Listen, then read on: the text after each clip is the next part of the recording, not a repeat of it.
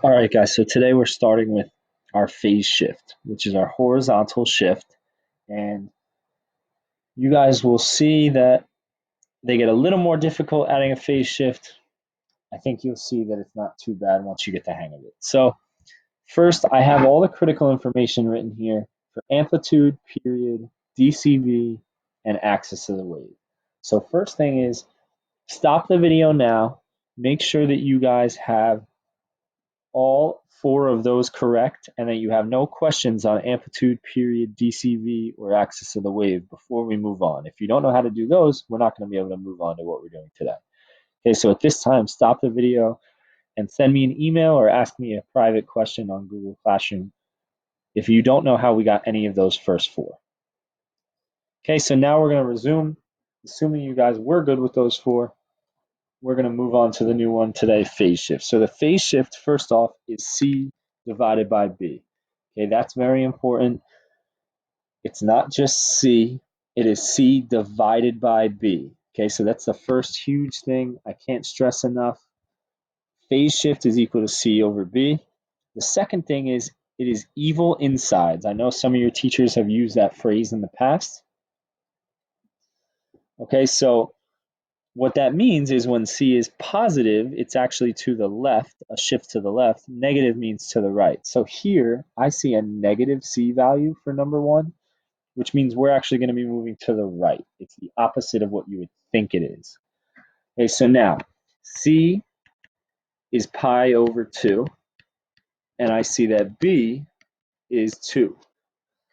Okay, so C over B means I have pi over 2 divided by B, which is 2.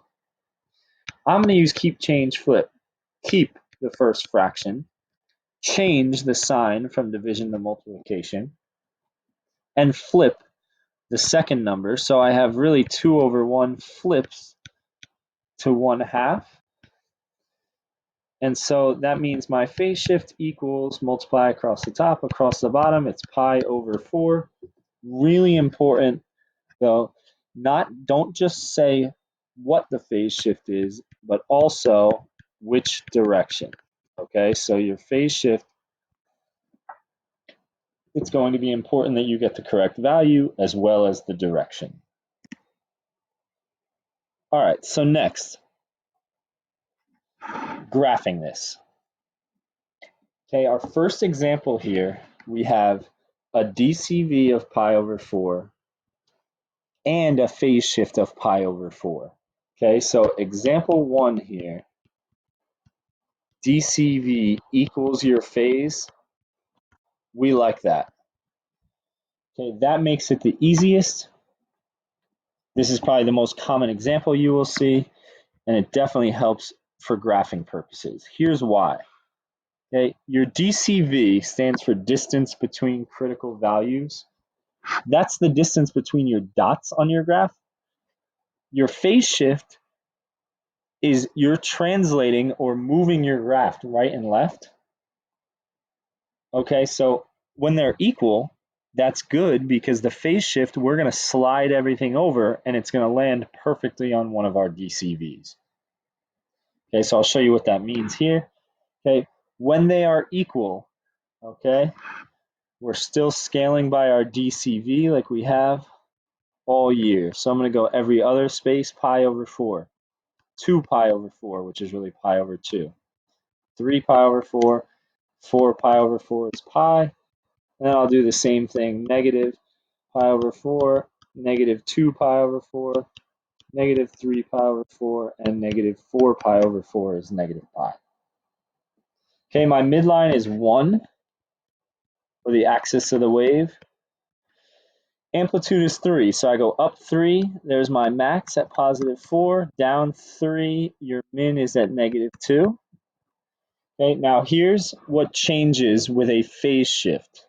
Okay, so given this, the graph is a sine graph. Okay, so sine, we know that you normally start here, right? You start at the midline, so we'd be at 0, 1. Okay, and I'm going to go back and I'm going to erase that dot because that's no longer the starting point when you add a phase shift. So now your phase shift is pi over 4 to the right. So that means my starting point is no longer at 0 midline. It moves to the right by pi over 4. And now here's my new starting point. I'm going to erase that other one. Okay. And you guys may notice that this is basically like you take the regular graph with no phase shift and you slide all the points over. So now if here's my starting point, negative sign, the next point to the right, you go down to the min.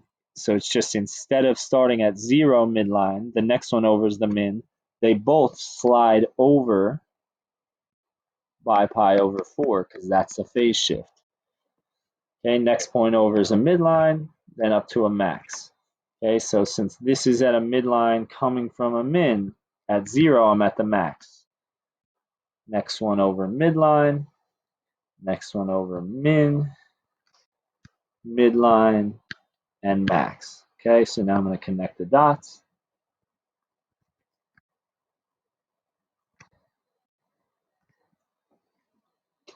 Okay, so basically every point, right, normally I would start 0 midline. Now that's moved over. My second point over, if I had no phase shift, would be a min because this is negative sign. Now that's moved over by pi over 4. They're all moved to the right by pi over 4. Okay, so it's easiest when the DCV equals your phase shift because as you see, we scaled by pi over 4 and we had to move over pi over 4, so it's nice. It landed right on a point. Okay, so one question you might have is, well, why does this now look like a cosine graph?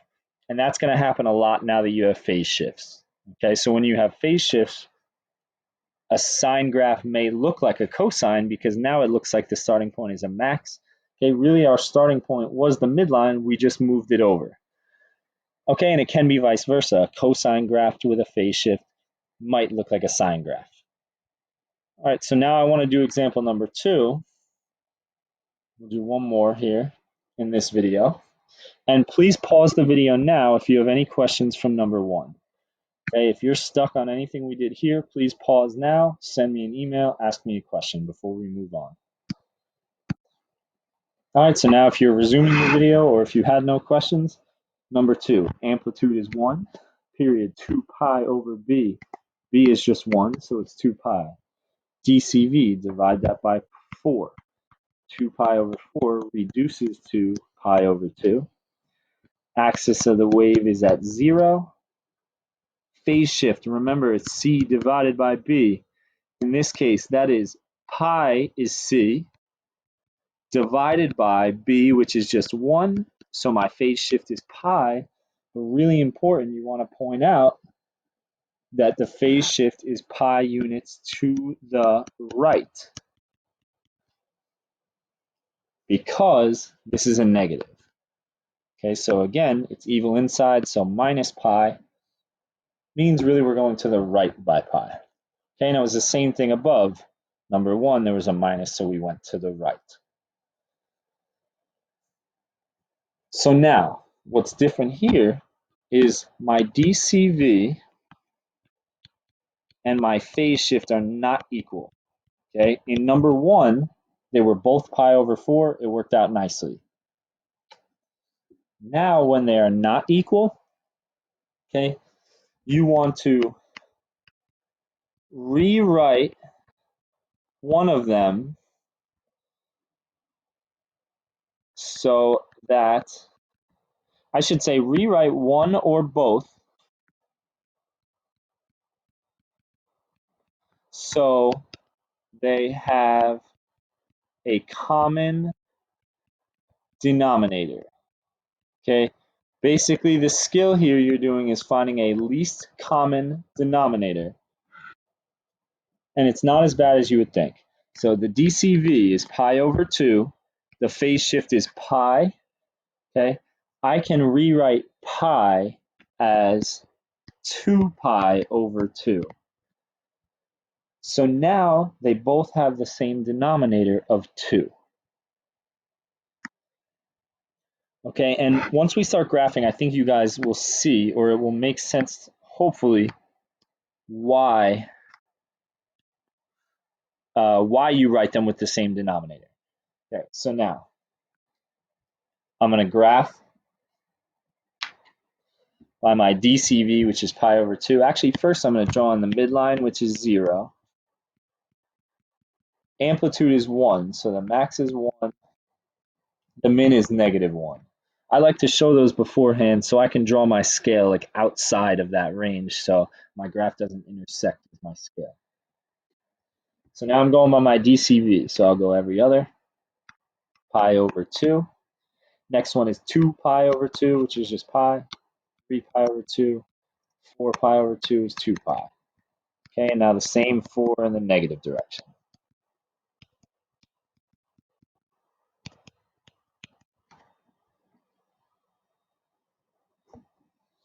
All right, guys, so now my starting point. For sine, you start at the midline. So normally you'd start right here at the origin. But now the phase shift is pi units to the right. Okay, and this is why we rewrote it as 2 pi over 2. So you see it's going to land exactly on one of our DCVs. Specifically, it's 2 pi over 2's away. So now my starting point has to move to the right by pi units, or by 2 pi over 2. So now my starting point is not here at the origin, it's here at pi comma 0. Okay, so that's my new starting point. Now pretend that's your midline starting point for sine. So the next one, since this is positive to the right, we would go up to the max. To the left, the next one over would be down to a min. And from there, you should be able to figure out the pattern. From a max, you need to go down to midline. From the min, back to midline. Okay, next one over to the max, etc. Okay, so now this one, if I looked at it, I would say, oh, that looks like a negative sine graph, right? Because you start at 0, 0, and you go down. But really, it's a positive sign that started the midline and went up. It just slid over to the right. Okay, so one more time. When the DCV does not equal your phase shift, try to rewrite one or the other, either the DCV or the phase shift, so that it has the same denominator as the other one. And you might need to change both to get a common denominator. And so now, since the phase shift is 2 pi over 2, it's exactly 2 DCVs away. Or I know that I need to go to the right by 2 pi over 2 or pi. All right, guys, so this is it for this worksheet now. So after you've watched this video, your assignment now is to complete number 3 and submit that to me. Okay, so submit your Cami doc to me for number 3. Okay, if you're struggling with Cami, you can do it on a blank piece of graph paper and send me a picture of it. You could do it on a blank piece of notebook paper and send me a picture. Okay, but right now you're working on and submitting number 3. And please, now would be the time. Send me questions via email, Google Classroom, private comments, or on our class running list of questions. I will share this doc with you. It'll be titled Video Graphing with Phase Shift, so that you can see these annotations and have your own copy.